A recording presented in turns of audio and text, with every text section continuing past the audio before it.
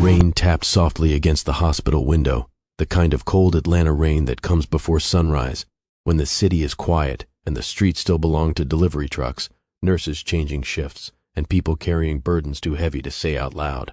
Naomi sat upright in the hospital bed because lying back hurt too much. Her body still ached from the long night. Every muscle felt weak. Her hands trembled from exhaustion. A thin hospital blanket covered her legs, but she was still cold. She held both of her newborn babies against her chest. Her son slept with his tiny face pressed against her shoulder. Her daughter was awake, wrapped in a pink and white blanket, opening and closing her tiny fingers around Naomi's index finger like she was afraid to let go. Naomi looked down at them. For the first time in months, she felt something stronger than heartbreak. Love, the kind that shows up when everything else falls apart. A tear slid down her cheek as she bent her head and kissed each of them gently. "You saved me," she whispered. Her voice cracked. "Even if your father didn't." The room fell quiet again except for the rain against the glass and the soft beeping of the monitor beside her bed. Naomi closed her eyes. Just for a second. She was so tired. Tired from carrying the twins by herself. Tired from pretending not to notice how distant Sebastian had become. Tired from hearing him come home late and act like she was the stranger in their marriage. But even after all of that, some small part of her still held on. Because when you have loved somebody since you were a child, hope does not leave all at once. It leaves in pieces. Then she heard footsteps outside the hospital room. Slow, familiar. Naomi's eyes opened immediately. Her heart jumped so hard it almost hurt.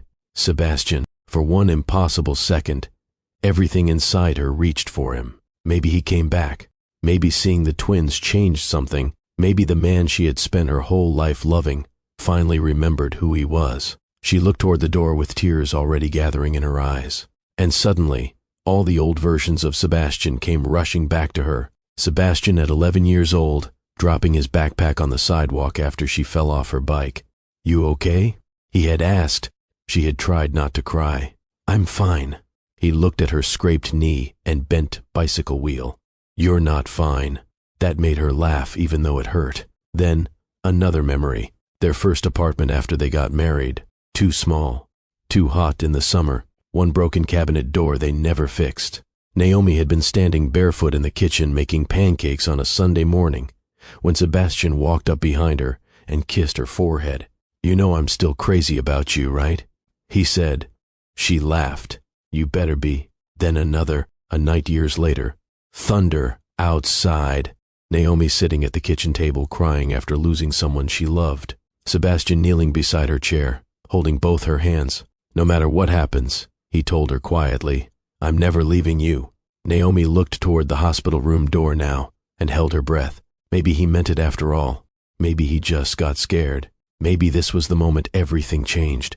If you've ever loved somebody so deeply that you kept hoping they would come back, even after they hurt you, take a second to like this video and tell me in the comments where you think the line is between fighting for love and finally letting go. The door opened. Sebastian walked in. Naomi's heart broke before he even spoke, because he was holding papers, not flowers, not balloons, not even the look of a man coming to meet his children for the first time. Just papers. He never looked at the twins, not once. He walked to the side of the bed and placed the papers in her lap. Naomi looked down. Divorce papers. For a second, she could not understand what she was seeing. The words blurred together. Her hands started shaking so badly that one of the babies stirred against her chest. She looked up at him, then back at the papers, then at him again. "You're doing this now?" she whispered. Sebastian kept his eyes fixed somewhere over her shoulder. "It's better this way." Naomi stared at him like she had never seen him before. Outside, rain slid down the hospital window. Inside, the room felt too small to breathe in. "Better?" she said quietly. Her voice cracked on the word. "Minutes after I gave birth." Sebastian swallowed, but he still would not look at the twins. He still would not look at her. This marriage has been over for a long time. No, that was not true. Their marriage had not ended a long time ago. It ended right there, in a hospital room, with two babies in her arms, and the man she loved standing in front of her like a stranger wearing Sebastian's face. But what Sebastian did not know was that within days, the woman he walked away from would become one of the most powerful women in Atlanta. And the secret Naomi had been carrying her whole life was about to destroy everything he thought he knew. Welcome to Mr. Kingswell Stories, where powerful life lessons are shared through unforgettable storytelling. If you're new here, we're glad to have you. Subscribe and join us for more inspiring stories that motivate, uplift, and open the mind. And before we continue, comment the time and where you're watching this story from. Atlanta had always been the kind of city where people noticed everything. They noticed what church you went to on Sunday. They noticed if your grass was too high, if your shoes were too expensive, if your children acted right in public. They noticed who had money and who was pretending to have money. And more than anything, they noticed who belonged together. Years later, people would talk about Naomi and Sebastian like they had been written into each other's lives from the beginning. But back then, they were just two kids on the west side of Atlanta trying to get home before the streetlights came on. Naomi was 9 years old the day she met him. She had beads at the ends of her braids, a backpack that looked too big for her shoulders, and an old blue bicycle that had already survived more than one crash. She rode too fast, because she always rode too fast. That afternoon, she came flying around the corner near the basketball court, trying to beat two boys from down the street to the end of the block. "Watch this," she yelled over her shoulder. She never saw the crack in the sidewalk. The front tire hit it hard. The bike twisted sideways. Naomi flew off. Her knees hit the pavement first, then her hands. The bike landed beside her with a loud metal clatter. For 1 second, everything went quiet. Then the boys started laughing. "Girl, you looked stupid." "You all right, crash dummy?" Naomi pushed herself up quickly because she did not want anyone to see tears in her eyes. Her knee burned. She looked down and saw blood running down her shin. She swallowed hard. "I'm fine," she muttered. "You are definitely not fine." The voice came from beside her. Naomi looked up. A skinny white boy stood there with a backpack hanging off one shoulder. He looked about 2 years older than her. His shirt was tucked in, even though school had been over for an hour, and his shoelaces were tied so neatly that Naomi immediately knew his mother probably picked out his clothes every morning. He knelt beside her without asking. "You scraped your knee pretty bad." I said, "I'm fine." He looked at the bent front wheel of her bike. "Your bike isn't." Naomi stared at him for a second. Then, even though her knee hurt and the boys were still laughing down the block, she let out a little laugh. The boy smiled. "I'm Sebastian, Naomi." He picked up her bike and turned it over carefully. "I think I can fix this." "You know how?" "No," he admitted, "but I can try." That was the beginning. Not fireworks, not magic, just a scraped knee, a bent bicycle, and a boy who stayed when everybody else laughed. After that day, Sebastian started showing up everywhere. At the basketball court, at the corner store, walking beside Naomi after school, with his hands shoved in his pockets while she talked enough for both of them. By the end of the summer, they were inseparable. Naomi taught him how to play double dutch even though he was terrible at it. Sebastian helped her with math homework because numbers came easy to him. She called him too serious. He called her too loud. Neither of them minded. The truth was, their lives looked completely different. Naomi grew up in a house where the front door was never locked because somebody was always coming in. Her cousins ran through the hallway screaming. Music played every Saturday morning while her mother cleaned the house. The kitchen always smelled like something good. Fried chicken, cornbread, sweet tea. If Naomi had a bad day, her mother sat her at the kitchen table, slid a plate in front of her, and somehow made everything feel smaller. "Baby, nothing lasts forever," she would say. "Not embarrassment, not sadness, not bad people. You just keep going." Naomi believed her. Sebastian's house was different. Too quiet, too clean. Everything had a place, and nobody ever seemed relaxed. His father sat at the head of the dinner table every night and expected silence unless someone was asked a direct question. His mother folded napkins perfectly and corrected the way Sebastian held his fork. Nobody laughed too loud. Nobody cried where people could see. Nobody said "I love you" unless there was a reason. The first time Sebastian came to Naomi's house, he stood in the doorway looking completely lost. Naomi's aunt was arguing with somebody in the kitchen about whose potato salad was better. One of Naomi's little cousins was sliding across the floor in socks. Music blasted from an old radio near the window. Naomi's mother looked up from the stove. "Well, who is this?" Sebastian froze. Naomi rolled her eyes. "This is Sebastian." Naomi's mother smiled immediately. "Well, Sebastian, don't stand there like you're waiting for permission. Come eat." Nobody had ever spoken to him like that before. He sat at the table awkwardly at first, holding his glass too carefully, speaking too softly. By the end of dinner, Naomi's aunt had told him he was too skinny. Naomi's mother had packed him leftovers to take home, and Naomi was laughing so hard at him trying to dance in the kitchen that she nearly dropped her drink. Sebastian had never seen a family like hers. They were loud. They interrupted each other. They argued. They laughed. They loved each other in ways that filled every room. And without realizing it, Sebastian started falling in love with Naomi's world long before he understood he was falling in love with Naomi. Years passed. The two of them grew up together the way some trees do, roots so tangled underneath the ground that nobody could tell where one ended and the other began. By high school, nobody even asked if they were together. Sebastian drove Naomi to school every morning in his old truck, the one that rattled every time he hit a red light. Naomi saved him a seat at lunch. He came to every dance recital she performed in. She sat through every football game, even when it was freezing outside, and she did not understand half the rules. When people saw them walking through the halls together, they smiled, because even then, before either of them had said the words out loud, everybody already knew. Naomi and Sebastian belonged to each other. By the time Naomi was 32 and Sebastian was 38, they had built the kind of life people in Atlanta talked about when they thought nobody was listening.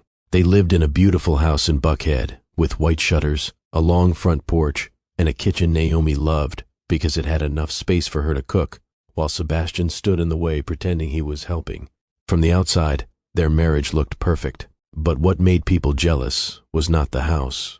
It was the way Sebastian still looked at Naomi after all those years, like she was still the girl on the sidewalk with scraped knees and a stubborn smile. Every Friday night was date night. No matter how busy life became, no matter how tired they were, Friday belonged to them. Sometimes they went downtown for dinner. Sometimes they stayed home in sweatpants and ordered takeout, because neither of them felt like getting dressed. One Friday, they sat on the living room floor eating Chinese food straight from the cartons because the dining room table was covered in laundry neither of them wanted to fold. Sebastian looked over at Naomi and laughed. "There is no reason two grown people should own this many socks."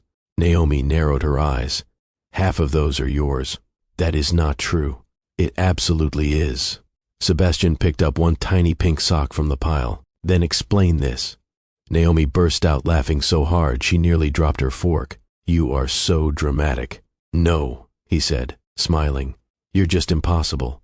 Those little moments mattered, because their marriage was not built on expensive trips or grand speeches. It was built on ordinary things done with love. Saturday mornings, Naomi cooked breakfast while music played through the kitchen.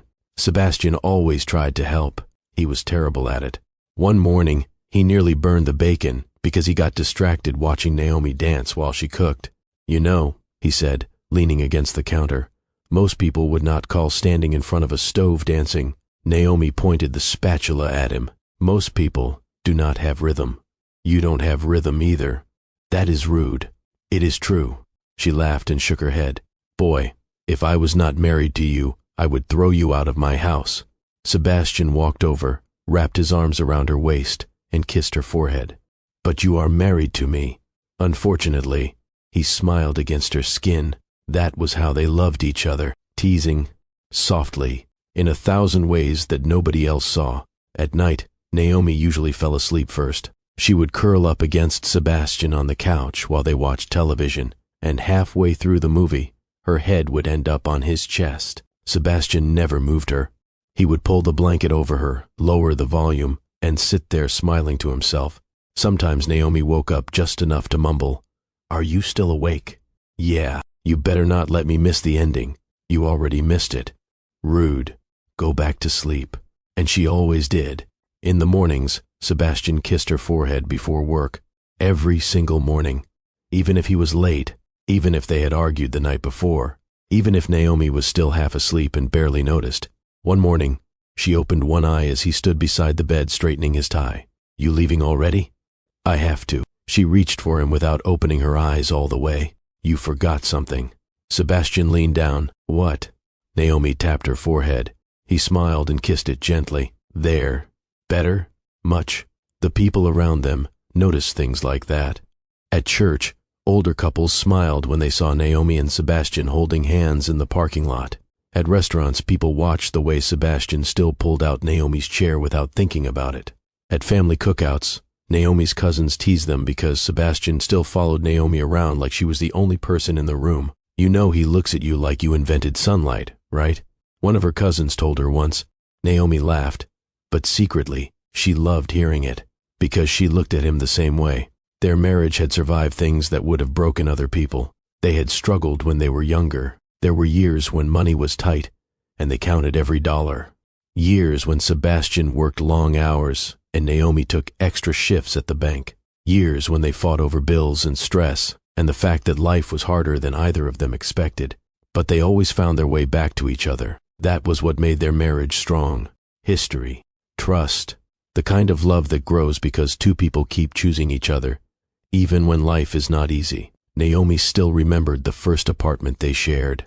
Too small, too hot in the summer. One broken cabinet they never fixed.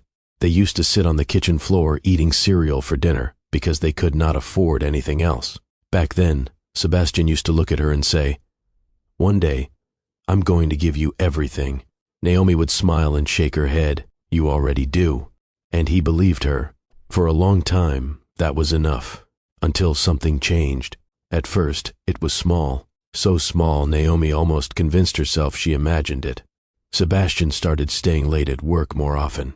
The first few times, she did not think much about it. He had gotten a promotion, more responsibility, longer hours. Naomi tried to support him. She packed his lunch every morning.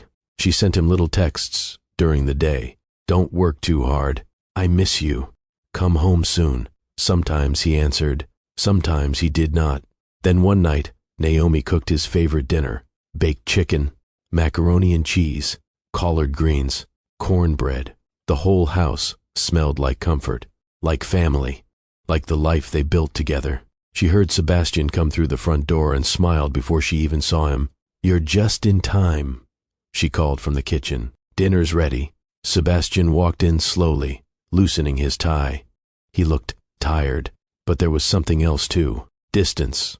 "I already ate," he said. Naomi stared at him. "You already ate?" "Yeah, with who?" He dropped his keys on the counter. "People from work." Naomi looked down at the table she had set for two. The candles, the food, the plate that would stay untouched. "You could have called." I said I'm sorry, but he did not sound sorry. Not really. That night, Naomi lay awake, staring at the ceiling. Sebastian was beside her in bed, but he stayed on the far edge of the mattress. He did not reach for her. He did not pull her close. For the first time in years, Naomi fell asleep feeling alone beside the man she loved. The distance between Naomi and Sebastian did not happen all at once. It came in pieces. A missed dinner here, a short answer there, a look that lasted 1 second too little. By the time autumn came to Atlanta, Naomi no longer needed to ask if something was wrong. She could feel it every time Sebastian walked into a room. He was still there, but he no longer felt present. He came home later and later, sometimes after 9, sometimes after midnight. He stopped telling her where he had been. When Naomi asked, he always had an answer ready: work, meetings, clients. The words came too quickly, like he had practiced them in the car before he walked through the front door. At first, Naomi kept trying. She still sat up waiting for him, still reheated his dinner when he came home late, still reached for his hand in the car. But Sebastian had started pulling away in little ways that hurt more because they were so small. He no longer held her hand back. He no longer noticed when she changed her hair. He no longer looked up from his phone when she spoke. One Saturday afternoon, Naomi spent nearly an hour making herself look nice because she thought maybe they just needed time together. She curled her hair, put on the blue dress Sebastian once told her was his favorite, made reservations at the little restaurant downtown where they had celebrated their 5th anniversary. When Sebastian walked into the bedroom, Naomi smiled. "Do you remember where we're going tonight?" Sebastian frowned like he had forgotten. "Tonight?" Her smile slipped a little. "You promised." Last week. He loosened his tie and looked away. I can't. Something came up. Naomi stared at him. What could be more important than your wife? Sebastian let out a long breath, already irritated. Why do you always make everything a problem? Naomi looked at him for a second, like she did not recognize the man standing in front of her. I'm not making it a problem, she said quietly. I'm asking why you keep breaking promises. He picked up his phone from the dresser. I said I'm busy. Then he walked out. Naomi sat on the edge of the bed in that blue dress long after he left the room. Eventually, she took the earrings off, then the dress. Then she climbed into bed before the sun even went down and told herself not to cry. The hardest part was not knowing why. If Sebastian had shouted, she could have shouted back. If he had admitted he was angry, she could have tried to fix it. But this was different. It felt like watching someone slowly close a door while you stood on the other side begging them to wait. A few weeks later, Naomi noticed that Sebastian had started taking his phone calls outside. He would step onto the back patio with his voice low and his back turned toward the kitchen window. The moment he came back inside, he acted normal. Too normal. That frightened her more than anything. One evening, Naomi stood at the sink washing dishes when she saw Sebastian through the kitchen window. He was standing outside in the dark, with one hand in his pocket and the other holding his phone. His voice was sharp, frustrated. I'm telling you, I can't keep pretending everything's okay. Naomi froze. The plate slipped in her hand and nearly fell. Outside, Sebastian kept talking. I should have listened earlier. Naomi stopped breathing. Everybody warned me. Her stomach tightened. Warned him about what? Then Sebastian said the words that changed everything. I'm starting to think they were right about her. Naomi felt like all the air had been pulled out of the room. About her. He was talking about her. She stood completely still, one hand gripping the edge of the sink so tightly her fingers hurt. Sebastian lowered his voice after that, too low for her to hear clearly, but it did not matter. She had already heard enough. That night, she could not sleep. Sebastian lay beside her, facing away. Naomi stared at the ceiling with tears sliding quietly into her hair. Who were they? What had they said about her? And why did Sebastian believe them? The truth was ugly. Sebastian's co-workers had spent months filling his head with poison. At lunch, at work events, after long days in the office, they made comments that sounded harmless at first. You ever notice Naomi likes attention? She's beautiful. You really think a woman like that would stay forever? You make all the money now. You sure she isn't just comfortable? Then, his old friends joined in. Men who envied what Sebastian had but pretended they were helping him. Women like Naomi always think they can do better. She acts too independent. She probably looks down on you, and you don't even realize it. Sebastian laughed the first few times. Told them they did not know Naomi, but Sebastian had carried insecurity his whole life. He always felt like Naomi was brighter than he was, more confident, more loved, more at ease in the world. Some small part of him had always wondered why she chose him, and once doubt enters a person, it rarely stays small. Soon, Sebastian started looking at Naomi through other people's eyes instead of his own. The woman who used to make him feel safe suddenly looked distant to him. The woman who had loved him since childhood suddenly seemed too good for him, and instead of admitting he was afraid, Sebastian turned that fear into resentment. The next morning, Naomi found him in the kitchen. He was drinking coffee and scrolling through his phone. The sunlight coming through the window made him look almost like himself again. Almost. Naomi stood across from him for a moment before speaking. Sebastian. He did not look up. What? What's going on with us? He sighed immediately, like the question annoyed him. Nothing. There is definitely something. Sebastian finally looked at her, but there was no softness in his face anymore, only irritation. You're imagining things. Naomi stared at him. No, I'm not. You always do this. Do what? Make everything dramatic. The word hit her harder than she expected. Dramatic. After everything they had survived together, after all the years, after loving him longer than she even knew how to explain, that was what he thought of her now. I'm your wife, she said quietly. I'm supposed to notice when something is wrong. Sebastian pushed his chair back. Maybe that's the problem, he said. Maybe you pay too much attention to everything. Then he walked out of the kitchen. The front door slammed a second later. Naomi stood there, alone. The coffee pot still hissed softly on the counter. A bird landed outside the kitchen window, somewhere down the street. Somebody was mowing their lawn. The world kept moving like nothing had happened, but Naomi leaned against the counter and cried, not because life had hurt her, not because the world had been unfair. For the first time since she was a little girl, Naomi cried because of Sebastian. She still believed the man she loved was somewhere inside him. She just did not know he was already slipping away. Naomi found out she was pregnant on a Tuesday morning. At first, she thought she was just tired. The last few weeks had been difficult. Sebastian had been distant. Work had been stressful. She had not been sleeping well. But when she stood in the bathroom, holding the test in her shaking hands, something inside her already knew. 2 pink lines. Naomi sat down on the edge of the bathtub before her knees could give out. For a second, she just stared. Then she covered her mouth with one hand and started crying. Not the kind of crying that comes from sadness. The kind that comes when your heart suddenly feels too full to hold everything at once. She had wanted this for so long. There had been nights when she and Sebastian lay in bed talking about the future, about names, about whether their child would have her smile or his eyes, about who would be stricter.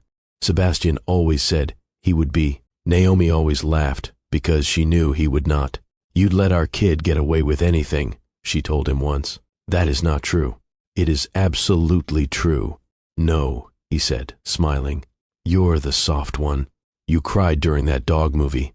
That dog should not have died." Naomi laughed through her tears, now remembering it. For the first time in months, she felt hope. Real hope. Maybe this would bring them back together. Maybe this would remind Sebastian who they were. That afternoon, she drove to the doctor alone because Sebastian said he could not get away from work. Rain check. He had said over the phone, "I'll make the next one." Naomi told herself that was okay. There would be other appointments. The waiting room smelled like coffee and old magazines. Naomi sat there with both hands folded over her stomach, smiling to herself every few seconds because she still could not believe it was real. When the doctor came back into the room carrying the ultrasound, Naomi looked up eagerly. The doctor smiled. "Well," she said, "I hope you're ready." Naomi laughed nervously. "For what?" The doctor turned the screen toward her. "There are 2. Naomi blinked. "What?" The doctor pointed gently. "Twins." For 1 second, Naomi just stared at the screen. Then she laughed and cried at the same time. "No," she whispered. "Yes." Naomi pressed both hands over her mouth. 2 tiny heartbeats. 2 babies. 2 lives. She stared at the screen until the image blurred through her tears. All she could think was, Sebastian is going to lose his mind. By the time she left the doctor's office, she was smiling so hard her cheeks hurt. She stopped at a store on the way home and bought 2 tiny pairs of socks. 1 blue, 1 yellow. Then she drove home with the ultrasound pictures held carefully in the passenger seat like they were the most important thing in the world. Sebastian was sitting in the living room when she walked in. He had his phone in one hand and a glass of water in the other. For a second, Naomi just stood there, looking at him. She wanted this moment to be perfect. She wanted him to look at her the way he used to. She wanted them to feel like a family again. "Sebastian?" He looked up. "What's wrong?" Naomi laughed softly. "Nothing's wrong." She walked toward him and held out the ultrasound picture with trembling fingers. "We're having a baby." The look on Sebastian's face changed instantly. For the first time in months, the coldness disappeared. "What?"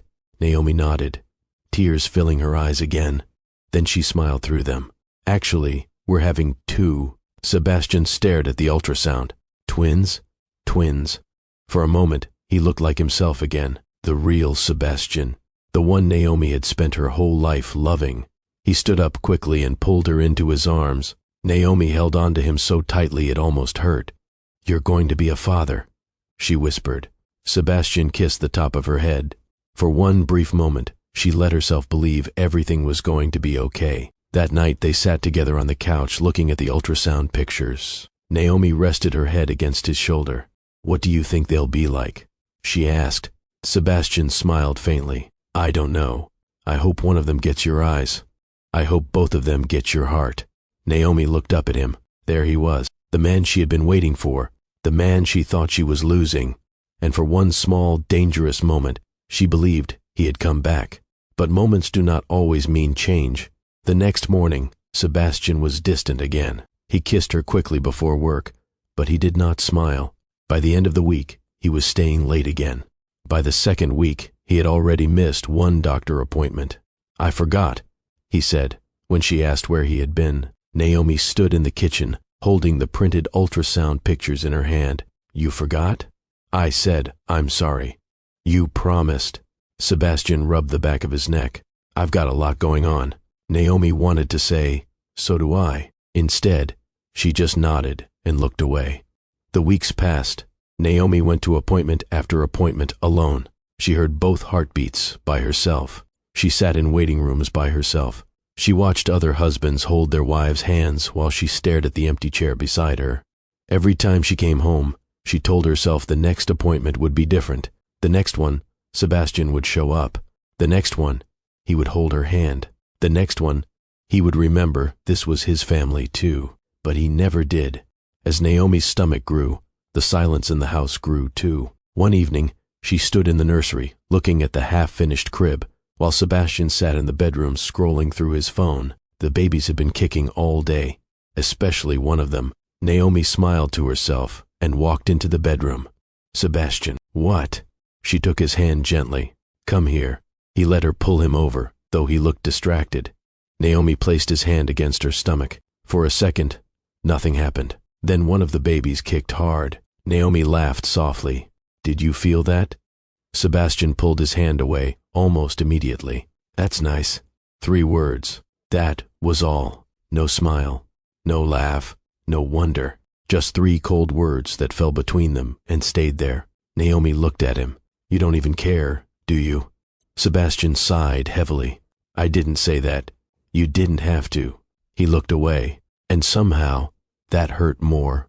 Later that night, Naomi locked herself in the bathroom. She sat on the floor beside the bathtub with both hands over her mouth so Sebastian would not hear her crying. Outside the door, the house stayed quiet. Inside, Naomi cried for herself, for her babies, for the man she still loved, and for the growing fear that she was carrying his children alone.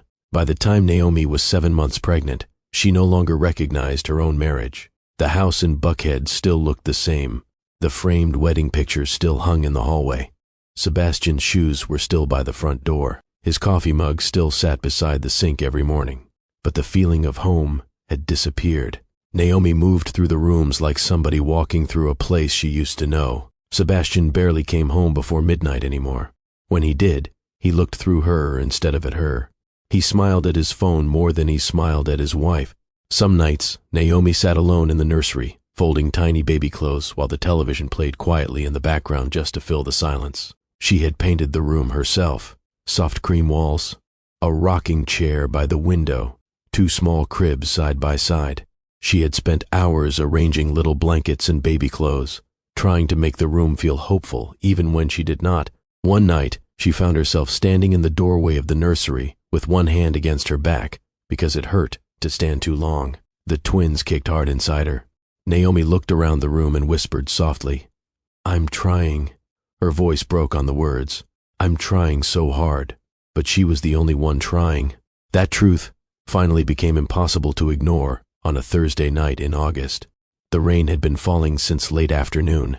By 10 o'clock, the whole house felt dark and heavy. Naomi sat at the kitchen table wearing one of Sebastian's old sweatshirts because none of her own clothes fit anymore. A plate of food sat untouched in front of her. The clock on the microwave read 10:47, then 11:16, then 11:53.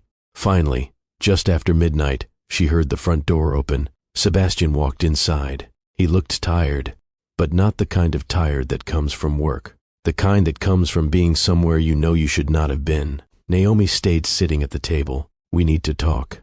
Sebastian dropped his keys onto the counter without looking at her. "Not tonight." "Yes," Naomi said quietly. "Tonight." He sighed and loosened his tie. "I'm exhausted." Naomi pushed herself slowly to her feet. "So am I." For the first time in months, there was anger in her voice. Not loud anger, the kind that comes when someone has been hurting for too long. Sebastian looked at her, surprised. Naomi almost never raised her voice, but tonight she was done pretending. "You come home after midnight almost every night," she said. "You barely speak to me. You miss appointments. You don't even look at me anymore." "Naomi." "No." She shook her head. "You don't get to do that." "Do what?" "Say my name like that and expect me to stay quiet." Sebastian looked away. The kitchen felt very small. Rain tapped against the windows. The clock over the stove sounded too loud. Naomi took a breath, though it hurt. "I am carrying your twins." Her voice shook. "I can barely sleep. My back hurts all the time.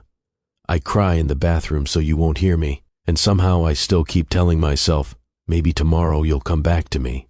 Sebastian rubbed his forehead. "You're making this harder than it needs to be." Naomi stared at him. For a second, she actually thought she had heard him wrong. "Harder?" she whispered. Then she laughed. A small, broken laugh. "I am standing here pregnant with your children, begging my husband to look at me like I matter, and you think I'm making things hard?" Sebastian stayed silent. That silence told her everything. Naomi looked at him for a long moment. Then she asked the question she had been afraid to ask for months. "Is there someone else?" Sebastian froze, just for a second. But Naomi saw it. The way his face changed, the way his eyes dropped to the floor, the way he did not answer. And suddenly, she knew. Her whole body went cold. "No," she whispered. Sebastian looked away. "Naomi." "No." The word came out sharper this time. "There is?" He swallowed. "I didn't mean for it to happen." Naomi felt like the room tilted underneath her.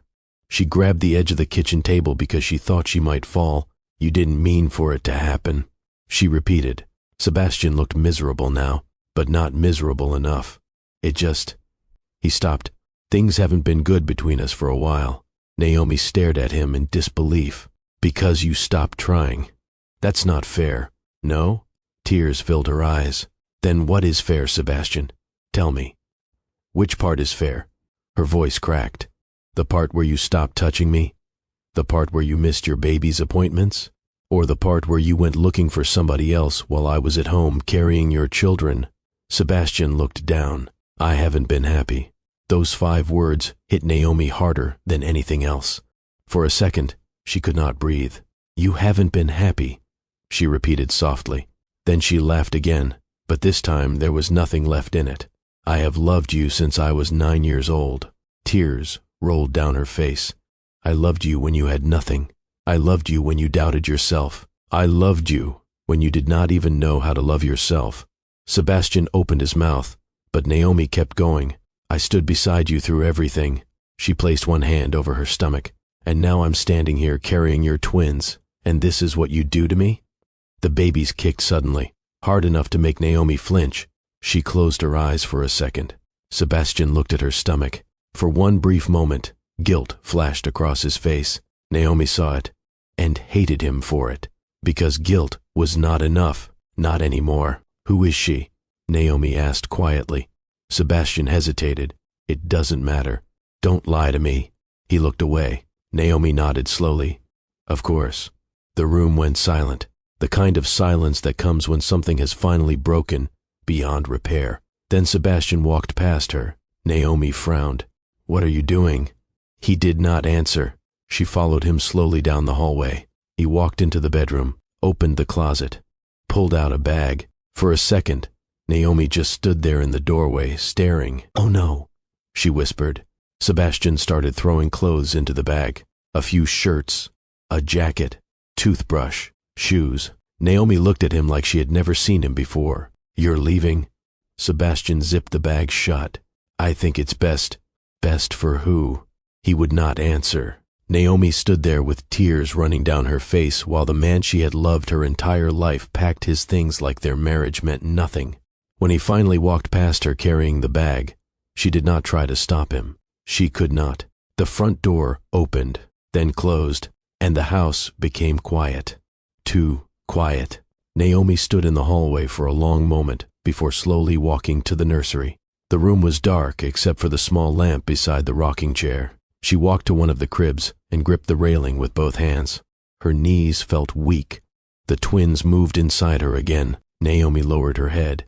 And standing there alone in the nursery, holding onto the crib because she could barely stay standing, she realized the man she loved was gone. After Sebastian left, the days stopped feeling real. Naomi moved through them slowly, like somebody walking through water. The house felt too big without him, too quiet. Every room carried some version of him. His side of the bed, his favorite chair in the living room, the coffee mug he forgot to take with him. For the first few days, Naomi kept expecting to hear his key in the front door. She hated herself for it. But 20 years of loving somebody does not disappear just because they break your heart. At night, she lay awake with one hand over her stomach and listened to the empty silence beside her. The twins kept kicking. Sometimes one of them moved so suddenly that Naomi laughed before she could stop herself. Then she cried because she had nobody to share it with. The last few weeks of her pregnancy were harder than she expected. Her feet swelled. Her back hurt constantly.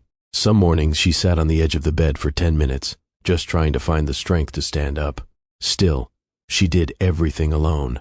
She finished the nursery, washed the tiny clothes, folded blankets, read parenting books late at night because she was afraid of giving birth alone, afraid of raising 2 babies alone, afraid that one day the twins would ask where their father was, and she would not know what to say. One afternoon, Naomi was sitting on the couch with her feet propped up on a pillow when her phone buzzed. At first, she ignored it.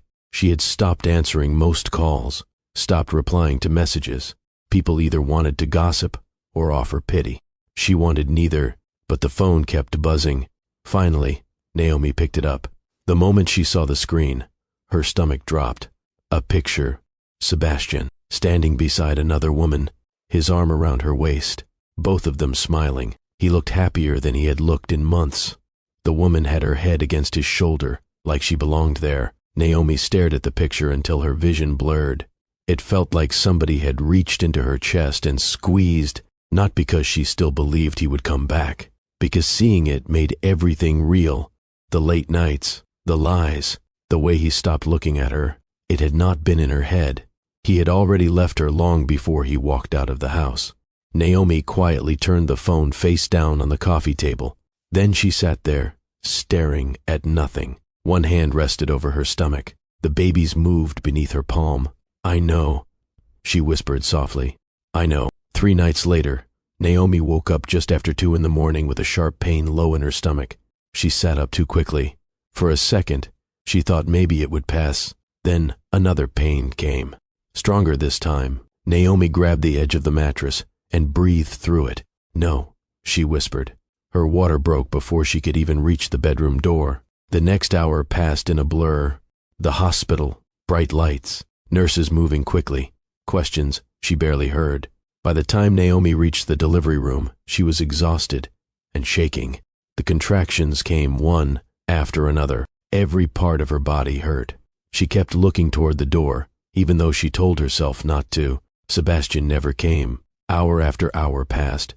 The sun had not even come up yet. Outside the hospital window, Atlanta was still dark. Inside, Naomi held on to the side of the bed and tried not to scream. "You're doing great," one of the nurses said. Naomi wanted to laugh. She did not feel great. She felt terrified, alone, broken open in every possible way. Then finally, after hours of pain and fear and exhaustion, she heard the first cry. A tiny cry, then another. The sound hit her so hard she burst into tears. The nurse placed the first baby in her arms, a little boy, small, perfect. Then a few moments later, her daughter. Naomi looked down at them and cried harder than she had in months, because for the first time in a very long time, she felt something stronger than heartbreak. Love, pure and immediate and so powerful it nearly frightened her. She kissed their tiny foreheads. "You saved me," she whispered. Her voice trembled. "Even if your father didn't." Rain tapped softly against the hospital window. The room was dim and quiet, except for the soft sounds of the monitors. One baby slept against her shoulder. The other held onto her finger with a tiny hand. Naomi leaned back carefully against the pillows. Her body ached. She was exhausted. But for one small moment, she felt peace. Then she heard footsteps outside the room. Her heart stopped. She knew those footsteps. After everything, some part of her still knew. Sebastian. Naomi looked toward the door so quickly she nearly startled the baby in her arms. Her heart beat painfully inside her chest. Maybe he came back. Maybe seeing the twins changed him. Maybe he remembered the boy he used to be. The boy who helped her up after she fell off her bike. The man who kissed her forehead in their tiny first apartment. The husband who once held her hands across the kitchen table and promised, "No matter what happens, I'm never leaving you." The door opened. Sebastian walked in. Naomi's breath caught. Then she saw what he was holding. Papers. He did not smile. He did not ask about the babies. He did not even look at them. He walked to the side of the bed and placed the papers in her lap. Naomi looked down. Divorce papers. For a second, she could not understand what she was seeing. Her hands started shaking. The little girl in her arms stirred softly. Naomi looked up at him. "You're doing this now?" Sebastian looked away. "It's better this way." Naomi stared at him. Outside, rain slid down the window. Inside, everything inside her finally broke. "Better?" she whispered. "Minutes after I gave birth?" Sebastian swallowed hard. But he still would not look at the twins. "This marriage has been over for a long time." No, that was not true. Their marriage ended right there, in that hospital room, with 2 newborn babies in her arms and the man she loved standing in front of her like a stranger. Then he turned around and walked out. The door closed behind him. Naomi sat frozen in the bed. The twins were still in her arms. The divorce papers lay across her lap, and through tears she could no longer stop. Naomi looked down at the papers while holding both babies, believing she had lost everything. Naomi stayed in the hospital for 3 more days after Sebastian walked out. 3 long days. 3 days of trying to recover from childbirth, while pretending her heart had not been ripped apart in the same room where her children were born. The nurses were kind, too kind. They looked at her with the careful expression people wear when they know something terrible has happened, but do not know what to say. One nurse helped her adjust the twins when both babies started crying at the same time. Another brought her extra blankets, because Naomi kept shivering even when the room was warm. But kindness only made her want to cry more, because kindness reminded her of what was missing. Sebastian should have been there. He should have been sitting in the chair beside the bed, holding one baby while Naomi held the other. He should have been making nervous jokes, because he never knew what to do when she cried. He should have been kissing her forehead and telling her she was doing better than she thought. Instead, his chair stayed empty. The divorce papers stayed folded in the drawer beside her bed because Naomi could not bear to look at them again. The twins woke every few hours. Sometimes one cried while the other slept. Sometimes they both cried at once until Naomi thought she might lose her mind from exhaustion. The nurses showed her how to hold them both at the same time, how to feed them, how to burp them, how to breathe when she felt overwhelmed. On the second night, Naomi sat alone in the hospital bed with one baby against each shoulder. The room was dark except for the small light near the sink. She had not slept for more than an hour at a time. Her body still hurt. Every movement reminded her that she had just brought 2 children into the world. She looked down at them and whispered, "I'm sorry." Not because she had done anything wrong, because she already felt like she had failed them. She had wanted to give them a family, a mother and a father who loved each other, a home filled with the same warmth she grew up with. Instead, they had entered the world in the middle of heartbreak. One of the babies made a soft little sound in his sleep. Naomi kissed the top of his head.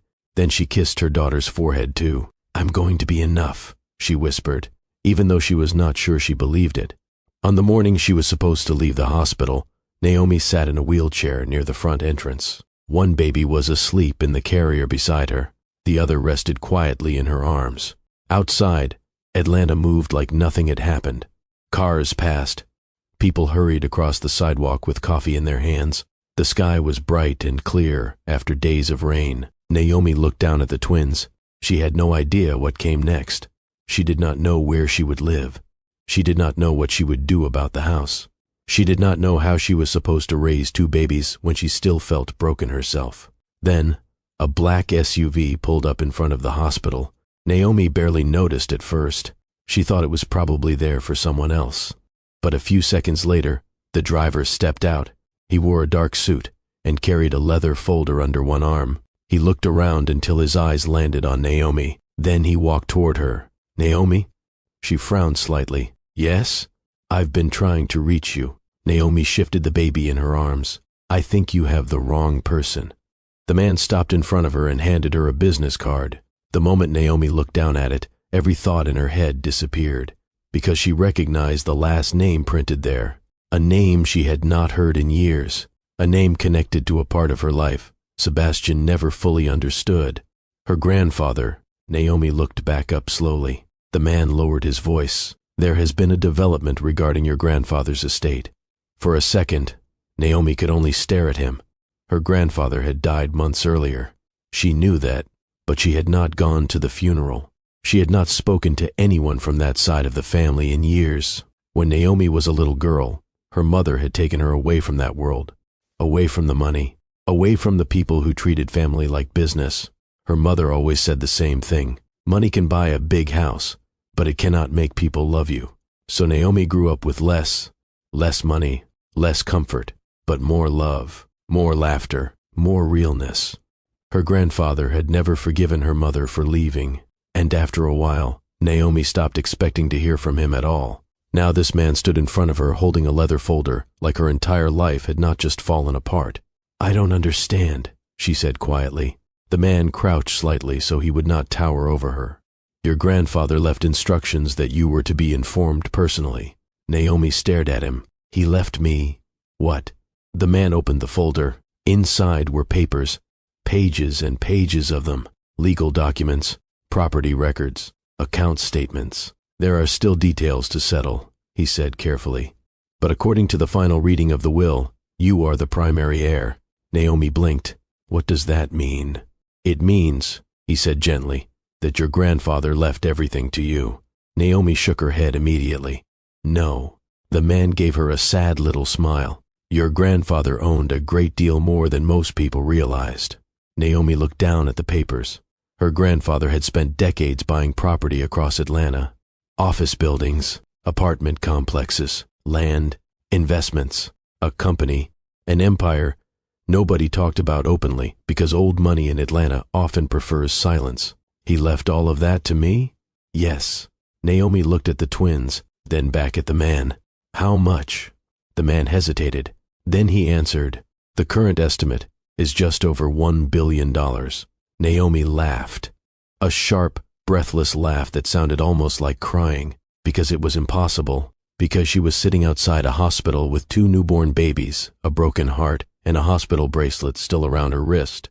There was no way this could be real. "You must have the wrong Naomi," she whispered. "We do not." The baby in her arms stirred softly. Naomi looked down at him, then at her daughter sleeping in the carrier. $1 billion. The number meant nothing to her. Not right now, because money could not change what Sebastian had done. It could not erase the image of him placing divorce papers in her lap while she held his children. It could not make her stop missing the man he used to be. But as the man closed the folder and quietly asked if she was ready to leave, Naomi realized something. The money could not fix her heart, but it could give her freedom. The house was bigger than anything Naomi had ever imagined living in. It sat outside the city on a quiet piece of land lined with old trees and a long driveway that curved toward a wide front porch. The windows were tall. The ceilings were high.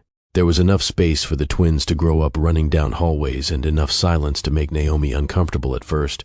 The first night she slept there, she stood in the middle of the living room, holding one baby while the other slept in a bassinet beside her. The room was beautiful. Too beautiful. She looked around and felt completely out of place. "This isn't my life," she whispered. But it was, or at least, it was now. The first few weeks were harder than Naomi expected. Money made some things easier. She no longer had to worry about bills. She no longer had to worry about where she and the twins would live. But money did not make the babies sleep. It did not make her body heal faster. It did not stop her from waking up in the middle of the night reaching for Sebastian before she remembered he was gone. The twins had completely different personalities almost immediately. Her son slept best when she held him against her chest. Her daughter hated being put down. If Naomi even thought about laying her in the crib, she cried like the world was ending.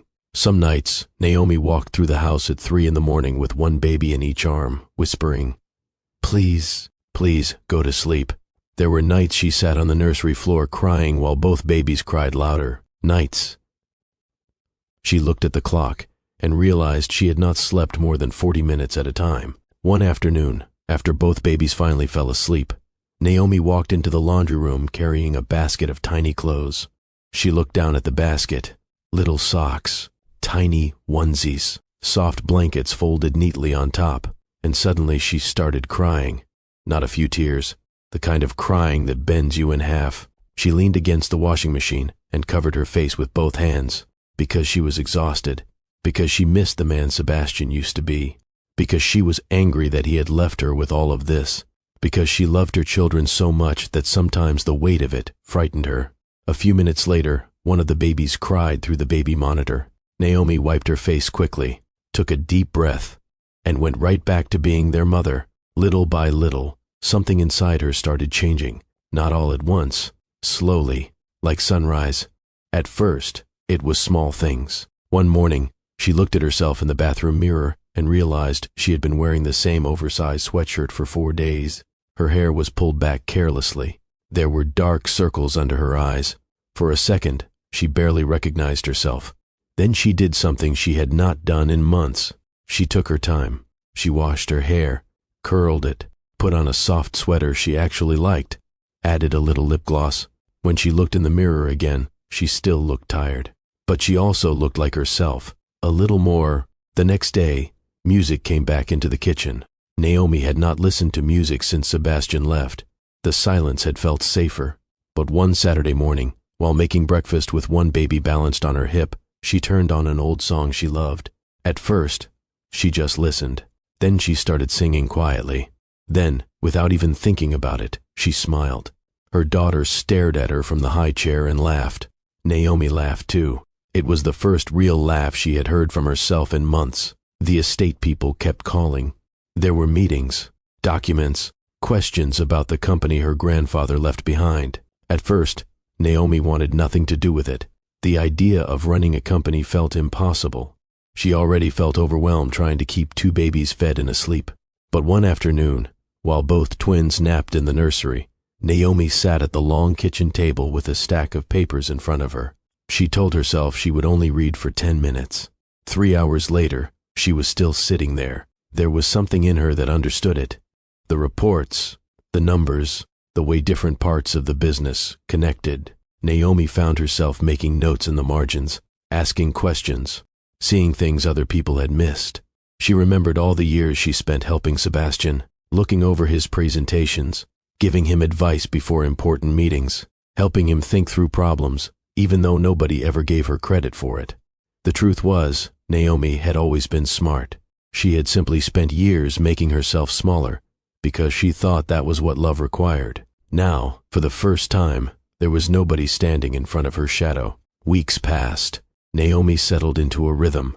Feed the babies, rock them to sleep, read contracts, answer calls, cry when she needed to, keep going anyway. One evening, after putting the twins down for the night, she sat alone in the office her grandfather once used.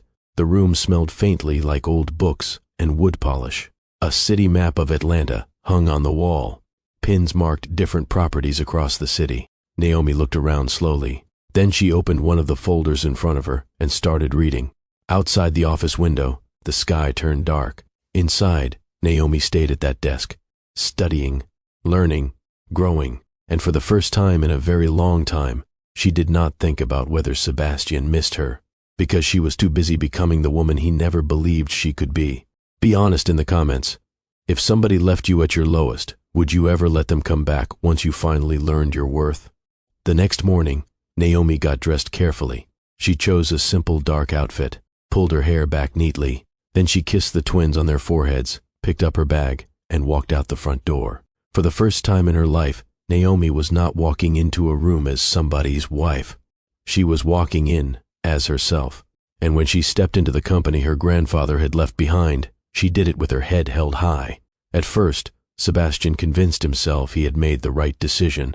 The apartment he moved into with the other woman was expensive, modern, and always spotless. There were floor-to-ceiling windows, a rooftop pool, a view of downtown Atlanta at night.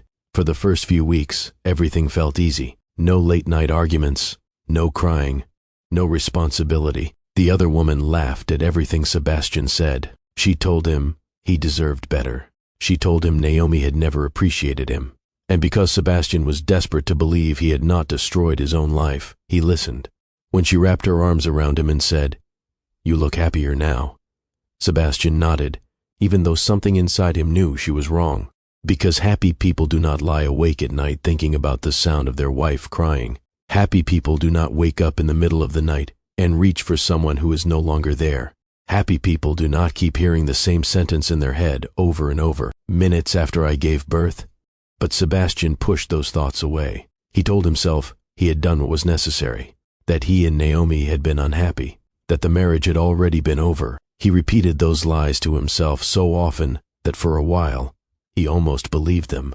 Then reality started catching up to him. The other woman liked expensive things. At first, Sebastian did not mind. He bought her a purse, then jewelry, then a weekend trip. She always wanted more, a nicer car, a bigger apartment, designer clothes, fancy dinners every night. Every time Sebastian hesitated, she smiled and wrapped her arms around him. "You work hard," she said. "You deserve to enjoy your life." So he spent more, far more than he should have. At work, things were getting worse too. Sebastian had stopped paying attention. He missed deadlines, made careless mistakes. His mind was always somewhere else. Then the other woman started giving him advice, bad advice.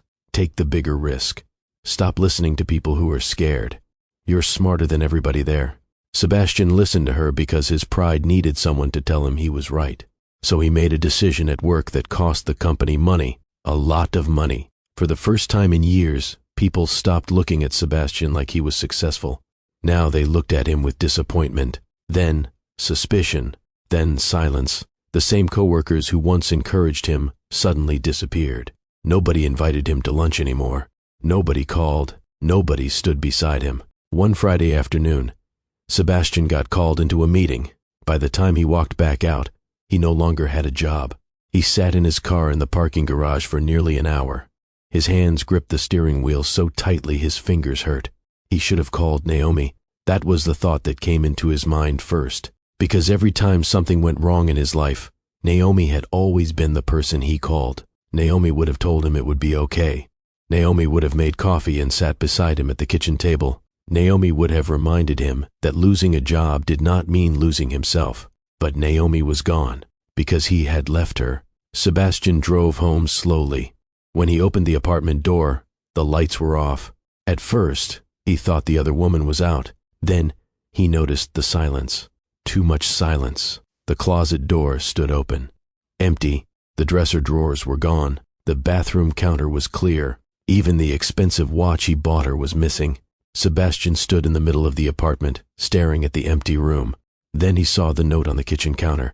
"I was never in love with you." That was all it said. No apology, no explanation, nothing. Sebastian sat down in one of the kitchen chairs and stared at the note for a long time. Because deep down, he had always known the other woman never loved him. She loved what he could give her. And now that he had nothing left to give, she was gone. Within a month, Sebastian had moved into a small apartment across town. The kind of apartment he would have made fun of years ago. The carpet was old. The walls were thin.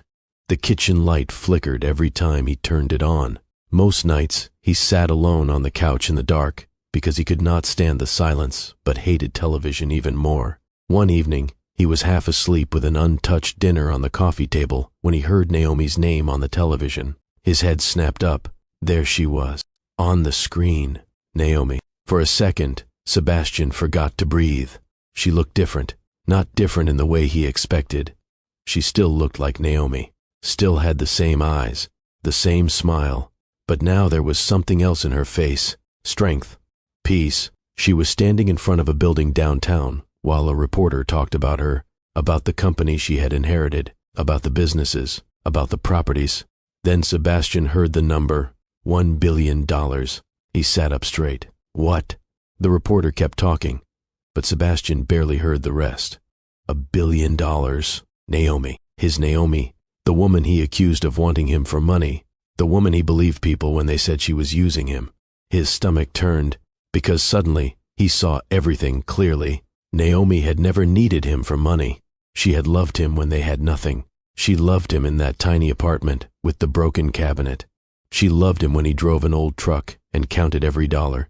She loved him before she knew she would one day have more money than either of them could imagine. And he had thrown her away. Sebastian stared at the television screen. Naomi was holding one of the twins in her arms.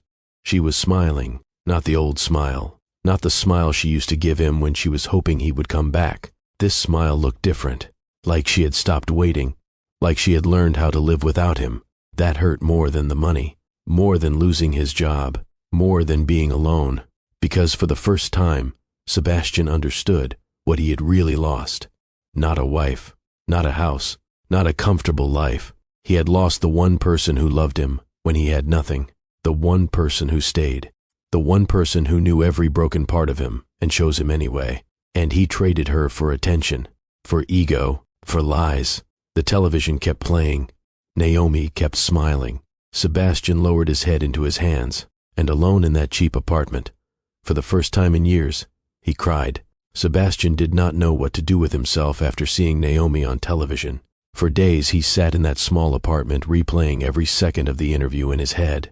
The way she smiled, the way she held one of the twins against her shoulder, the way she looked calm, not angry, not heartbroken, just finished. That was the part he could not stop thinking about. Naomi looked like someone who had stopped waiting. Sebastian had spent so many months believing that no matter what happened, Naomi would always love him enough to come back, because she always had before. Every argument, every hard season, every mistake, Naomi had always stayed. Now, for the first time in his life, Sebastian realized there was a limit to how much pain even loyal people can survive. The next morning, he got in his truck and drove through Atlanta with nowhere to go. He ended up downtown without meaning to, then on the west side, then outside the old neighborhood where he and Naomi grew up. The basketball court was still there, the same cracked pavement, the same rusted chain-link fence. Sebastian parked across the street and stared at it through the windshield. He could still see Naomi riding that old blue bicycle too fast, still hear her laughing when she fell, and tried to pretend she was fine. "You're not fine," he had said. Sebastian closed his eyes. Back then, helping her had been the easiest thing in the world. Back then, he loved her without fear, without pride, without listening to other people. He drove away before he could think too much, but Atlanta would not let him escape her. Every place he went carried Naomi inside it. The diner where they used to sit for hours drinking coffee and arguing over music. The park where he kissed her for the first time behind the bleachers after a football game. The little apartment they shared when they first got married. Sebastian parked outside that building too. The apartment looked smaller now, older. The broken railing on the front steps was still there. He remembered Naomi standing on that tiny balcony in one of his old shirts with her hair tied up, laughing because he had burned dinner again. "You cannot cook," she had told him. "I'm trying. You almost set the stove on fire." It builds character. You know what else builds character? Takeout. He remembered laughing so hard, he almost dropped the pizza box. Sebastian lowered his head against the steering wheel, because every memory felt different now. Before, they had made him feel loved. Now they only reminded him what he had destroyed. For weeks, he kept driving. Sometimes after work, sometimes late at night when he could not sleep. He drove past the church where they got married, past the movie theater where Naomi cried during every sad film, even when she pretended she would not, past the old house in Buckhead they once shared. Somebody else lived there now. There were different flowers near the porch, a different car in the driveway. The curtains had changed, but Sebastian could still see Naomi in his mind, standing in the kitchen cooking, calling his name from upstairs, falling asleep on the couch with her head on his chest. He sat outside that house for nearly an hour, then finally put his head in his hands, because he understood something now. You do not lose the love of your life all at once. You lose them slowly, one careless word, one broken promise, one selfish choice at a time. While Sebastian was drowning in regret, Naomi was building a new life. At first, every day still felt difficult. The twins barely slept through the night. Some mornings she was so tired she forgot whether she had already made coffee. Her son still loved falling asleep against her chest. Her daughter still cried every time Naomi put her down for more than 5 minutes. But Naomi was getting stronger. She no longer cried every day. She no longer looked at her phone, hoping Sebastian had called. Instead, she spent her mornings with the twins and her afternoons learning the business. The office that once felt intimidating slowly became familiar. At first, people spoke to her carefully, like they expected her to fail, like they saw her as the woman who inherited the company, not the woman who could run it. Naomi noticed it immediately, the little pauses, the doubtful looks, the way people explained things too slowly. But Naomi had spent her whole life being underestimated. She knew exactly what to do with that. She listened. She learned. She asked questions nobody else thought to ask. Within weeks, people started looking at her differently. Within months, they started respecting her. Naomi discovered she had instincts her grandfather would have admired. She understood people. She understood risk. She knew when somebody was lying. She knew when something felt wrong. And she trusted herself now in a way she never had before. At home, little pieces of the old Naomi came back too. The kitchen was no longer silent.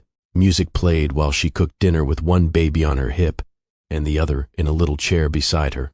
She laughed more, not all the time, but enough. Some evenings, she stood in front of the mirror after the twins were asleep and almost did not recognize herself, not because she looked richer, because she looked stronger. She looked like a woman who had survived something that nearly broke her and decided to keep going anyway. One afternoon, Naomi was sitting in her office reading through a stack of reports when she received an invitation to a charity event in downtown Atlanta.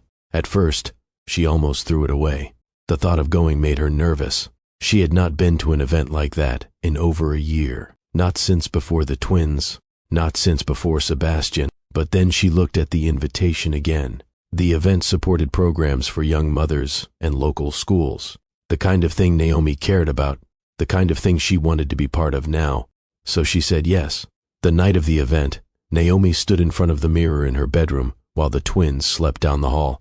For a moment, she just looked at herself. The dress was simple and elegant, dark blue. Her hair fell softly around her shoulders. There were still tired places in her face, still scars nobody else could see. But there was confidence there too, real confidence. Not the kind that comes from money, the kind that comes from finally knowing your own worth. Naomi took a slow breath. Then she picked up her purse, looked at herself one last time, and walked toward the door. She had no idea that across Atlanta, Sebastian was about to see the woman he tried to replace, and realize she had become everything he no longer deserved. The ballroom was already crowded by the time Naomi arrived. Soft music played through the room.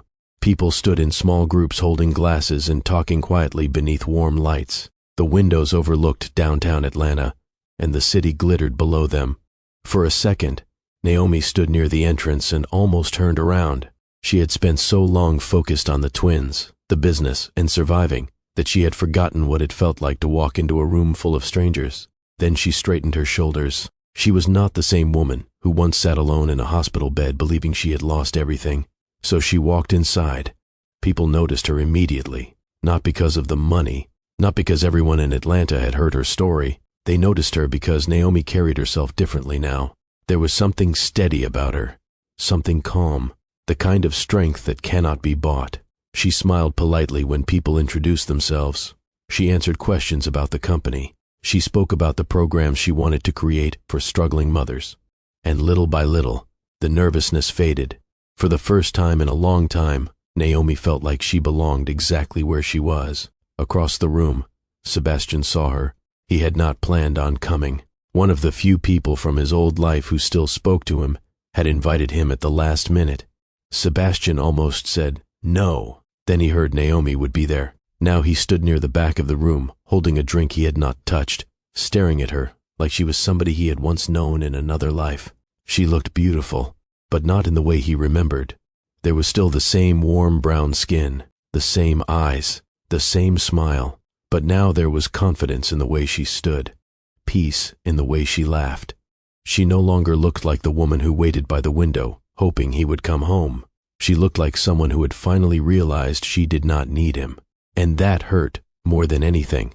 For several minutes, Sebastian could not move. Then Naomi turned slightly and saw him.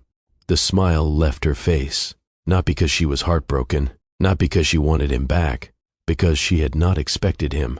For a moment, they simply looked at each other. Then Sebastian walked toward her. Every step felt harder than the last. When he finally stopped in front of her, neither of them spoke. "You look beautiful," he said quietly. Naomi looked at him calmly. "Thank you." That was all. 2 words. Simple, polite, and somehow those 2 words hurt him more than anger would have, because the old Naomi would have looked at him with tears in her eyes. This Naomi looked at him like he was someone she used to know. "Naomi," he said, "can we talk?" She hesitated for a second. Then she nodded once and stepped away from the crowd toward a quieter corner near the windows. The city lights glowed behind them. Sebastian looked at her and suddenly forgot everything he wanted to say, because standing this close to her again felt like standing next to every mistake he had ever made. "I've been trying to talk to you," he said finally. "I know. You never answered." "I know." Sebastian swallowed hard. "I didn't know what I was doing." Naomi looked out the window for a moment before answering, "Yes, you did." He shook his head quickly. "No, I let people get in my head. They lied to me. They made me think." "No," Naomi said firmly. She looked back at him. "They did not make you do anything. You let them." Sebastian went quiet, because she was right. Again, you chose to believe strangers instead of the woman who loved you for 20 years. Her voice stayed calm. That calmness made it worse. "I know," he whispered. "No," Naomi said softly. "You know now. You did not know then." Sebastian looked down. "I was stupid. Yes. I was insecure. Yes. I was wrong." Naomi looked at him for a long moment. "I know." He closed his eyes briefly. Every answer felt like another door closing. And before we keep going, subscribe if you believe the hardest thing in. The world is realizing somebody only valued you after they lost you. Sebastian looked back up at her. "I still love you." For the first time since he walked over, something changed in Naomi's expression. Not hope, not softness, just sadness. Because once upon a time, hearing those words would have meant everything. Now they meant almost nothing. "You don't get to say that to me," she said quietly. "Why not?" "Because love is not what you say after you destroy somebody." Sebastian stared at her. "Naomi, please." She shook her head. "You left me when I needed you most." "I know. You left me pregnant." "I know. You left me carrying your children." Sebastian looked like he could barely breathe. "I know." Then Naomi took one step closer. Her eyes filled with tears, but her voice never shook. "You handed me divorce papers while I was still holding our babies." Sebastian closed his eyes. The memory hit him like a blow. Naomi kept looking at him. "I would have forgiven you for almost anything." For one terrible second, hope appeared in his face. Then she finished, "But not what you did after those babies were born." The hope disappeared. Sebastian looked away quickly. People moved and laughed across the room behind them. But in that moment, he felt completely alone. "I think about it every day," he said. "You should." He looked back at her. "Do you ever think about us?" Naomi smiled sadly. "Every day." His heart jumped. Then she added quietly, "But not because I want you back." Sebastian looked like she had struck him. Naomi took a breath. "The hardest part is that I still remember who you used to be. The boy with the bicycle," he said softly. She nodded once. "The man who kissed my forehead every morning." Sebastian looked down. "I'm still him." "No," Naomi said. Her voice was not cruel. That made it hurt more. "You were him. But somewhere along the way, you became somebody else." Sebastian stood there in silence, because, deep down, he knew she was right. Naomi stepped back. "I have to go." "Naomi," but she was already walking away. Sebastian watched her cross the room. People smiled at her, stopped to speak to her, and she smiled back. She looked alive, strong, untouchable. For the first time, Sebastian understood something he had been refusing to see. Naomi was no longer waiting for him, and by the time he finally wanted to come home, there was no home left to return to. After the charity event, Sebastian could no longer pretend there was still time. For months, he had told himself Naomi just needed space. That eventually she would remember how much they had loved each other. That one day she would look at him and see the boy from the west side of Atlanta instead of the man who walked out of the hospital room. But after that night, he finally understood. Naomi remembered. That was the problem. She remembered everything. Still, he could not stop trying. The first thing he sent was flowers, white roses, Naomi's favorite. Years earlier, he used to bring them home after an argument, because Naomi always said white roses felt honest. When the flowers arrived at her house, Naomi stared at them for a long moment. Then she called and had them sent back. The next week, Sebastian sent another bouquet, this time with a note. I know I do not deserve another chance. I just want you to know, I am sorry. Naomi read the note once, then folded it carefully and dropped it in the trash. After that came the letters, long letters, pages and pages written late at night in his small apartment when he could not sleep. Letters about the first day they met, letters about the twins, letters about all the ways he had been wrong. One letter said, I still remember the blue dress you wore to prom. I still remember the way you cried when we got our first apartment because you said it felt like home. I still remember every version of you. Naomi read that one twice. Then she placed it in a drawer and never answered, because memory was not enough. Not anymore. Sebastian sent gifts for the twins too. Small things. A stuffed bear, tiny shoes, a blanket with both of their initials stitched into the corner. Naomi looked at the gifts sitting on the kitchen table for a long time. Then she quietly packed most of them into a box and donated them, not because she wanted to punish him, because she could not stand the thought of her children growing up learning that love means hurting people and returning when it is convenient. Weeks passed, then months. Sebastian kept trying. Naomi kept saying no without ever speaking the word. Every unopened letter, every returned gift, every silence. One rainy night in late fall, Naomi had just put the twins to bed when she heard the doorbell ring. She frowned and looked toward the front window. Rain poured across the yard. The porch light glowed through the darkness. At first, she thought maybe it was a delivery. Then she saw him, Sebastian. He stood at the edge of the porch, soaked through completely. His hair clung to his forehead. His shirt was dark with rain. For a second, Naomi just stared. Then she closed her eyes briefly, because there he was again. The man she had loved almost her entire life, still showing up too late. The doorbell rang a second time. Naomi walked slowly to the front door and opened it. Cold air rushed inside. Sebastian looked at her like he had been holding his breath. For a moment, neither of them spoke. Rain fell heavily behind him. What are you doing here?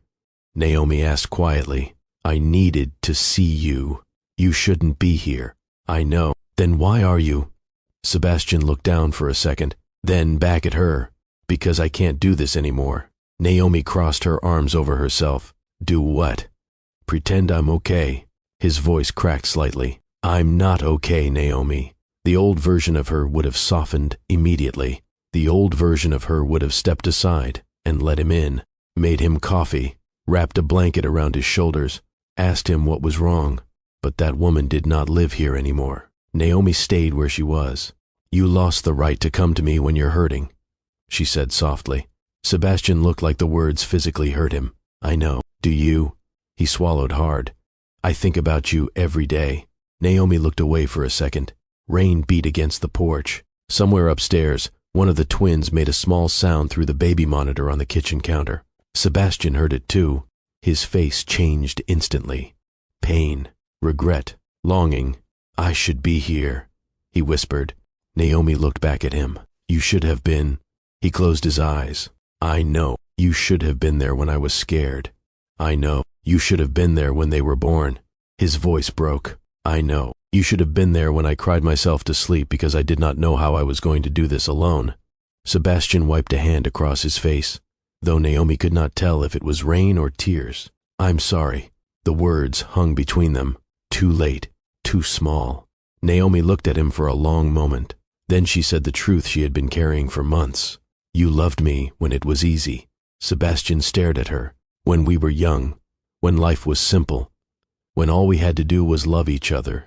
Naomi shook her head slowly. But real love is how you treat someone when life gets hard. The words landed harder than any shout ever could have. Sebastian looked down, because there was nothing to argue with, nothing to defend. Everything she said was true. He had loved her when she made him feel good about himself. But when life became complicated, when she needed him the most, he chose himself. And now he was standing in the rain outside the house where his family lived, begging for something he no longer deserved. "I still love you," he whispered. Naomi's eyes filled with tears, not because she believed him, because part of her wished he had loved her enough when it mattered. Then she took one step backward. "I know," she said softly, and she closed the door. Sebastian stood on the porch for a long time after that. The rain soaked through his clothes. The porch light stayed on. Inside the house, he could see the faint glow of a lamp through the window. Somewhere beyond that window, Naomi was with the twins, warm, safe, living a life that no longer had room for him. For the first time, Sebastian understood something he had spent months refusing to accept. Regret is not the same thing as redemption. 1 year later, Naomi barely recognized the woman she used to be, not because she had become colder, not because money had changed her. The truth was much simpler. Naomi had finally stopped asking other people for permission to know her own worth. The house that once felt too large now felt alive. There were toys in the living room, small socks in the laundry basket, fingerprints on the glass doors leading to the backyard. Every room carried some sign that the twins were growing. Her son had learned how to run before Naomi was ready for him to. He moved through the house with the same quiet curiosity Sebastian once had as a child, always opening cabinets, always trying to figure out how things worked. Her daughter was different, loud, fearless. She laughed with her whole body and demanded attention from every person in the room. If Naomi told her no, she crossed her tiny arms and looked offended. Every time she did it, Naomi almost laughed because she looked exactly like Naomi did as a little girl. The twins had turned the house into something warm. There were mornings when Naomi woke up to little feet running across the hallway and sleepy voices outside her bedroom door. "Mama." Then another little voice trying to copy it. "Mama." Naomi smiled every single time. Saturday mornings became her favorite. Music played in the kitchen again. Real music. The kind she grew up listening to while her mother cooked and cousins filled the house. Now Naomi stood at the stove making pancakes while one of the twins sat on the counter and the other danced badly in the middle of the kitchen floor. "You are both making this harder," she said, laughing. Her daughter held up a spoon proudly. "Helping?" "No," Naomi said, smiling. "You are definitely not helping." Her son reached for a piece of pancake before it was finished. Naomi gently moved his hand away. "Absolutely not." The twins laughed, and for the first time in years, Naomi did not feel like something was missing. Her life was not the life she imagined, but it was still beautiful. The business was growing too. Naomi had done more than keep her grandfather's company alive. She changed it. She invested in neighborhoods that people ignored. She repaired apartment buildings instead of selling them. She started programs that actually helped people, instead of making rich people feel generous for one evening. The thing she cared about most was mothers, especially women who had been left alone the way she had. Naomi started a program in Atlanta that helped single mothers pay hospital bills, find childcare, and afford housing during the first year after giving birth. The first time she visited one of the women helped by the program, the woman burst into tears. "You don't know what this means," she whispered. Naomi looked down at the baby, sleeping in the woman's arms. "Yes," she said softly, "I do." She also started scholarships for young black girls in Atlanta. Girls who were smart, girls who dreamed bigger than the people around them thought they should, girls who reminded Naomi of herself. The first time she spoke at one of the scholarship events, she stood in front of a room full of girls with braids, notebooks, nervous smiles, and more potential than they knew what to do with. Naomi looked at them and smiled. "Do not spend your life making yourself smaller so other people feel comfortable," she told them. "You do not have to earn the right to take up space. You already belong." The room went quiet. Some of the girls looked emotional. Naomi understood, because nobody told her that when she was younger, she had spent too many years believing love meant shrinking. Believing love meant staying quiet. Believing love meant choosing other people, even when they stopped choosing her. Now she knew better. Still, there were nights when the old pain came back. Not often, but sometimes. After the twins were asleep, Naomi sometimes sat alone on the back porch with a cup of tea and looked out at the yard. The house would be quiet. The stars above Atlanta would look far away. And for a few minutes, she let herself miss the life she thought she was going to have. She missed the version of Sebastian who used to dance with her in the kitchen, the one who kissed her forehead every morning, the one who picked her up after she fell off her bike and promised her she would never have to face the world alone. That version of him had been real, at least once, and losing him still hurt. But Naomi no longer confused missing someone with wanting them back, because the man she missed no longer existed. The Sebastian who stood in the rain outside her house months earlier was not the same person she had loved all those years. Life had changed him. Pain had changed him.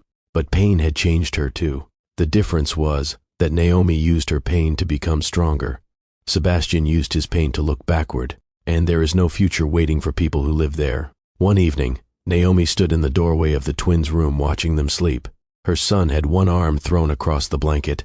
Her daughter had somehow kicked off both socks again. Naomi smiled softly and tucked the blanket around them. Then she whispered the truth she wished she had learned years earlier. You do not have to stay where you are not loved.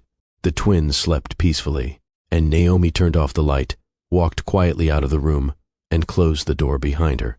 A few weeks later, Naomi took the twins to a community festival on the west side of Atlanta. The neighborhood looked almost exactly the way she remembered from when she was a child. Music played from speakers near the basketball court. Children ran between folding tables with snow cones dripping down their hands. Somebody stood near a grill fanning smoke into the air while arguing loudly about whose potato salad was better. Old men sat under a tent playing cards. Women laughed too hard at stories they had heard 100 times before. It felt like home. Naomi stood near the edge of the sidewalk, holding her daughter while her son held onto her hand. For the first time in a long time, she felt completely present, not worried about work, not thinking about Sebastian, just there. Her daughter pointed toward the music. Dance. Naomi laughed. You always want to dance. Her son looked more interested in the balloons tied to one of the tables. Naomi bent down beside him. You want one? He nodded seriously. Blue. Of course you want the blue one. A few minutes later, Naomi was standing near the basketball court, with one child in her arms and the other holding a blue balloon. The music changed to an old song her mother used to play when she cleaned the house. Without thinking, Naomi smiled. Then she saw him. Sebastian stood across the street. For a second, Naomi forgot how to breathe. He looked different, thinner, older. There was something tired about him now, not just in his face, in the way he stood, like life had finally shown him what it feels like to lose something he cannot replace. Sebastian saw her too. Neither of them moved. The world around them kept going. Music, laughter, children running past, but between them, everything went still. Then the twins noticed him. Her daughter looked at Sebastian curiously. Her son tightened his grip on Naomi's hand.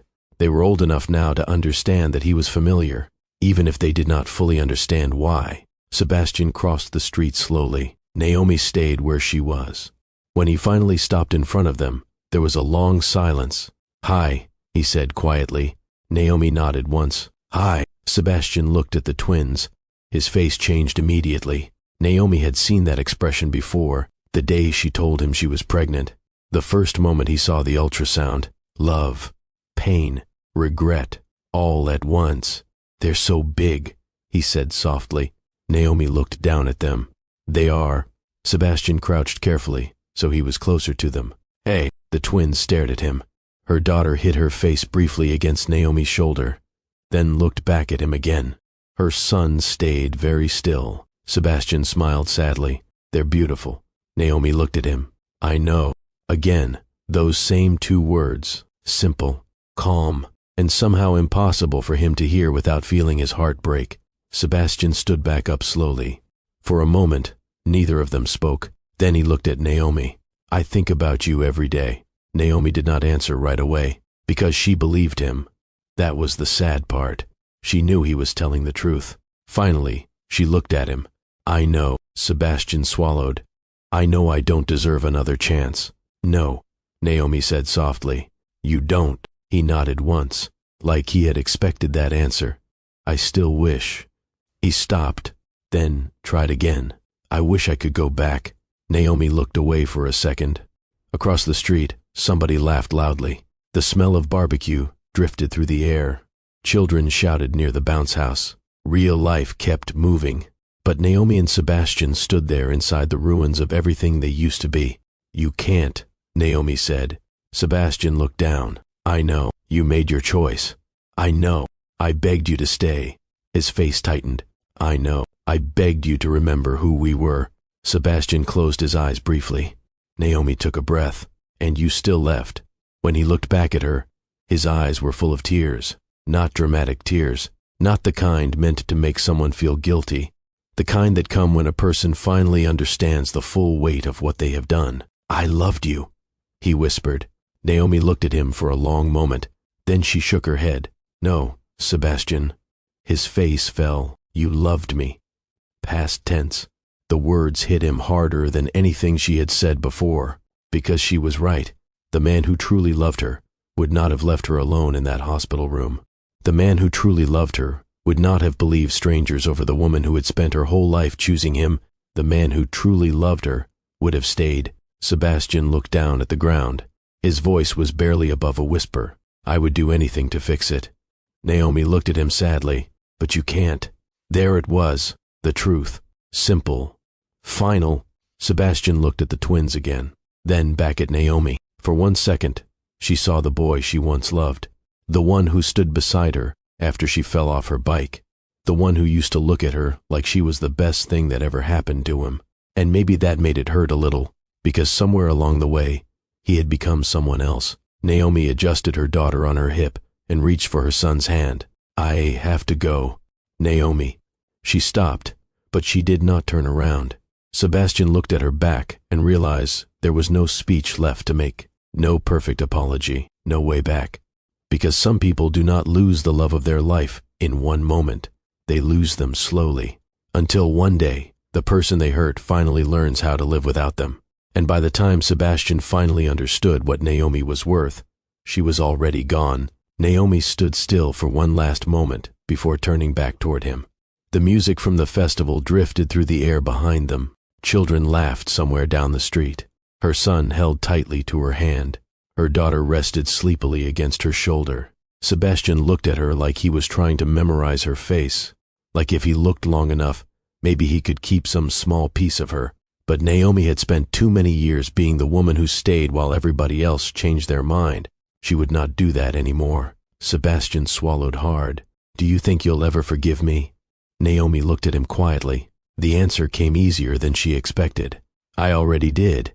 Sebastian looked up so quickly that for one terrible second, hope flashed across his face. Naomi saw it.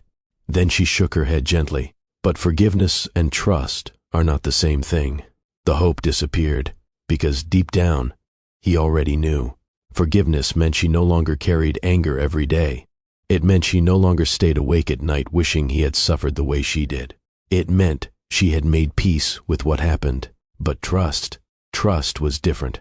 Trust was built in small moments. A hand held when somebody is afraid. A promise kept. A person staying when life becomes difficult. Sebastian had broken that. And some things, once broken, do not return to what they were. I'm sorry, he whispered again. Naomi nodded once.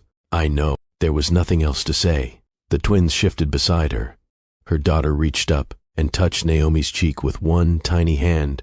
Naomi smiled down at her. Then she looked back at Sebastian one final time. For years, she thought loving him meant staying through the doubts, staying through the lies, staying through the loneliness. But now she understood something she wished she had known much sooner. Love should not cost you yourself.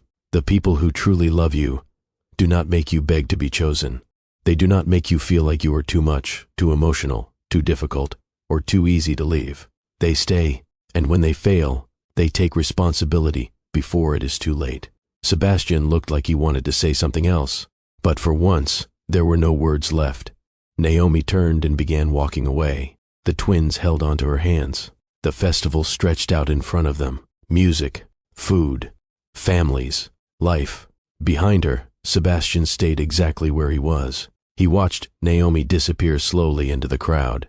the woman he had loved since she was 9 years old, the woman who stood beside him when he had nothing, the woman who loved him before the promotions, before the house, before the money, before anybody else thought he mattered. Gone, not because somebody else took her, because he stopped appreciating her while he still had her. And maybe that is how many people lose the love of their life, not through one terrible mistake, through 100 small ones, listening to gossip instead of trust, choosing pride instead of honesty, believing attention matters more than loyalty. There are people who spend years searching for the kind of love Naomi gave Sebastian, the kind that stays, the kind that forgives, the kind that believes in you even when you do not believe in yourself. But when you are lucky enough to have that kind of love, you have to protect it, because envy is loud, pride is loud, the opinions of other people are loud, but real love is quiet. It shows up in small ways: a forehead kiss before work, a hand reaching for yours in the dark, someone making your favorite meal after a hard day, someone sitting beside you when life hurts and saying, "I'm here." Sebastian had all of that, and he let other people convince him it was not enough. Now, all he had left were memories. Naomi kept walking. The twins laughed at something ahead of them. Her son pointed toward a balloon. Her daughter wanted music. Naomi smiled. The future was still waiting for her, and this time she would walk toward it without carrying somebody who never learned how to carry her. If this story meant something to you, share it with somebody who needs the reminder that loyal love should never be taken for granted, because by the time some people realize what they had, the person they hurt has already learned how to live without them. If this story touched you, take a moment to like this video and share it with someone who needs to hear it. And in the comments, tell me honestly, do you believe some people deserve a second chance? Or are there some choices that break trust forever? Subscribe to Mr. Kingswell Stories for more unforgettable stories about love, heartbreak, healing, and the moments that change a life forever.